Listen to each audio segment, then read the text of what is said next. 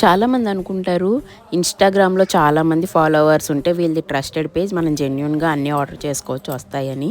అలాగే తక్కువ ఫాలోవర్స్ ఉంటే వీళ్ళది జెన్యున్ పేజ్ కాదని. కానీ నాకు ఒక రీల్ చాలా రీచ్ వెళ్ళింది, దానికైతే ఒక్క ఆర్డర్ కూడా రాలేదు. అదే ఈ కలం ఫ్రాక్స్ పోస్ట్ చేసిన తర్వాత తక్కువ రీచ్ వెళ్ళింది, కానీ ఆర్డర్స్ మాత్రం మంచిగా వస్తున్నాయి. అలాగే ఒక సెట్ అంతా అవుట్ ఆఫ్ స్టాక్ అయ్యిందని నేను ఫస్ట్ టైం చెప్తున్నా.